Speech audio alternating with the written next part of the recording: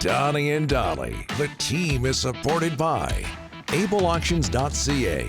Closing your business? We can help. Friday, and all of our guests today, including Thomas Drance, standing by. Brought to you by the Bayside Oceanfront Resort. Looking for a midweek escape close to home? BC residents save 15% on weekday stays at the Bayside in Parksville.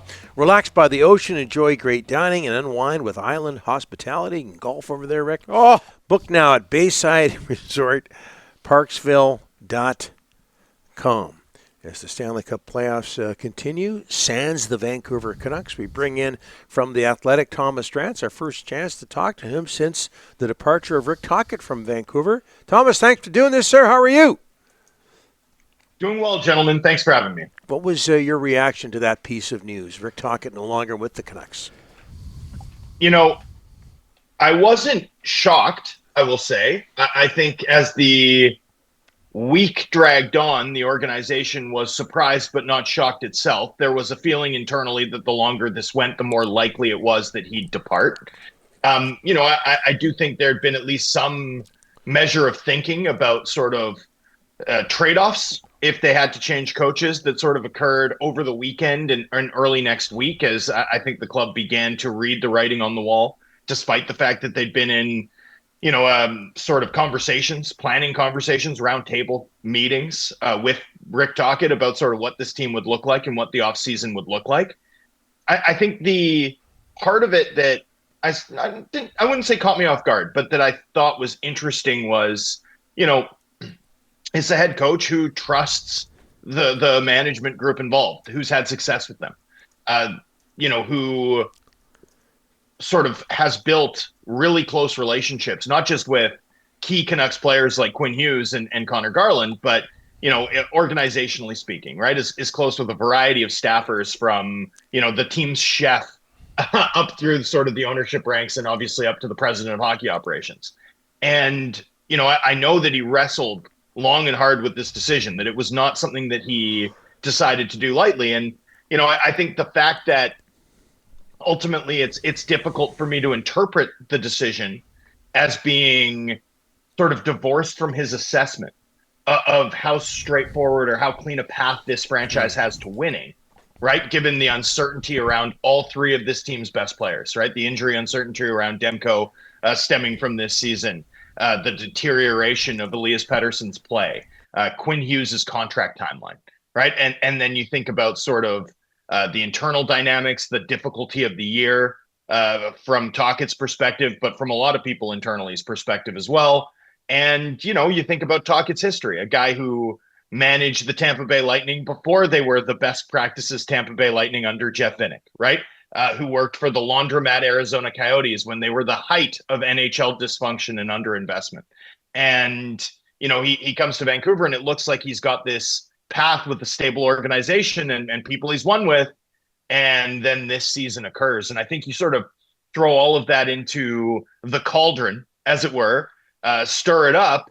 And, for a guy in his early 60s who's as hardworking and dedicated and as competitive as Rick Tocchet is, I sort of think about this through the lens of Tocchet thinking to himself, like, don't I owe it to myself at this point in my career to give myself the best chance possible to win? That to me is sort of a heavy set of reflections, both for the Canucks organizationally and for its fans in terms of what comes next. And what is going to be next, the new coach? I think the biggest question with the new coach, Thomas, is when we find out. Do you think they're going to spend big on the new coach or go cheap? Which direction they go there will decide the new coach. Should they spend big bucks here or go cheap? I think you spend big bucks if it's the right guy. I don't think you need to spend big just to bring in Peter Laviolette because there's a relationship there and because it's a name and because it would help you win the press conference. Like, I don't think that's the right play. I don't have a problem with a team finding an elite American League bench boss and trusting that guy to do the work. You think about Spencer Carberry, who's up for the Jack Adams. I know he's a big fan of your show, and I'm a big fan of his work.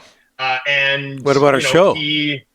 I like when I'm on it. No, I love your show. You guys rock. but Spencer Carberry was an American League bench boss, an elite American League bench boss who's translated immediately at the NHL level. John Cooper was an elite AHL bench boss. Jared Bednar, an elite AHL bench boss. Like I like going out and finding sort of one of, if not the best American League coaches and giving them a long look. If you're talking about guys in that sort of Todd Nelson range, like I'm interested. That piques my interest as much as hiring a top NHL assistant or hiring, a retread coach.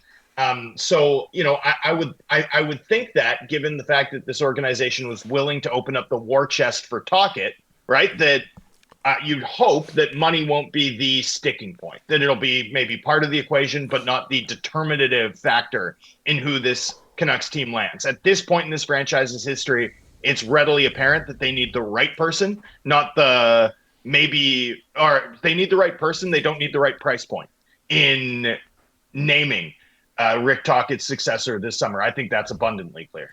Adam Foote, he's going to get looks. He's going to get interviews. Yep. He's going to. But this, if you go with let's say you go with Manny Malhotra, you got to make sure there's experience there on the bench with him.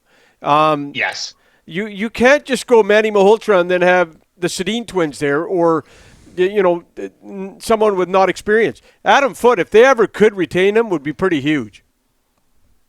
As a head coach, Rick? Or as an assistant. Man. I feel like that's going to be very, very difficult, just in terms of, first of all, I expect him to garner head coaching interest. I wouldn't be shocked at all if he ends up being part of the Canucks process. And, if he doesn't end up being a head guy, I would imagine that, Tocchet's staff, not unlike what we saw a few years ago with Tortorella and Brad Shaw in Philadelphia, right? I mean, it's important. It's vital for a coach to have their guy, especially the guy who runs the defense, who they know they're in lockstep with.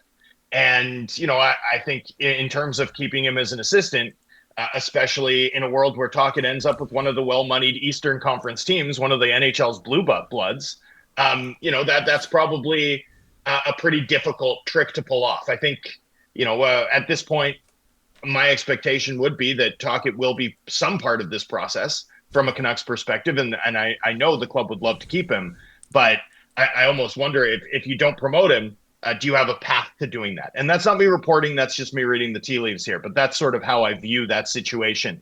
In terms of Foote's head coaching candidacy, I think it's interesting because he's never been a head coach at the professional level, right? I mean, he had the one season in Kelowna in the WHL, and it wasn't a super successful season.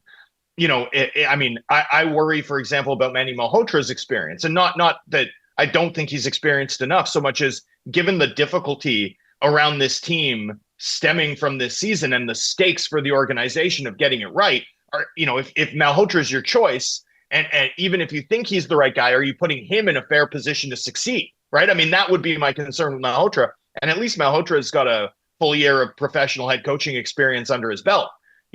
So that would be the sort of one thing that would certainly make me raise my eyebrows in talking about or thinking about Foote's candidacy for the head coaching job. Although, man, it's clear that he's a very talented teacher, and he got a lot out of this defensive group. There can be no question about that.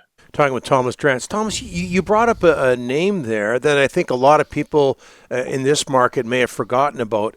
This is a couple of answers ago, and that's Todd Nelson, who had a short run as an interim head coach with the Edmonton Oilers. They missed the playoffs. This was back in 2014, 2015. He's won Calder Cups as a head coach in Grand Rapids, a couple in Hershey.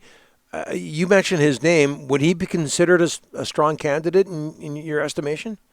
Well, I mean, I think he's a strong candidate for any of these vacancies. Yeah. After the absolute A-list guys, I struggle to understand why this guy wouldn't get a shot. Mm-hmm.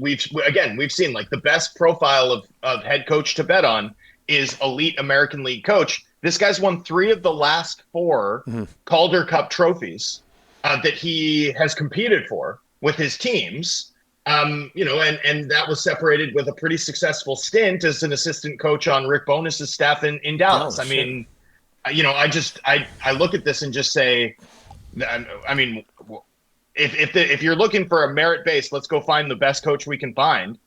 given the profile, given what succeeds at the NHL level from first-time NHL head coaches or, roughly first-time NHL head coaches, Todd Nelson's never had a chance with a full team. I mean, profile of guy who always wins sounds pretty good to me, boys. What do you think? Yeah. Yeah, well, Canuck fans will take that. No right? question about it. Guy who always wins. Yeah. Like, that's what I want on my resume. That's what I want on my head coach's resume. No, I always win. Yeah, but you made the point about Cooper and Bednar and Carberry and where they cut their teeth. You know what? This show is at its best when you're on it, Thomas. It's official now. I wouldn't go that far. It's official now. Yeah, tell that to all the people turning it off when my ugly mug appears. Looking good, buddy. Don't let them get to you. Thanks for this, Thomas. Thanks, boys. Appreciate Cheers. it.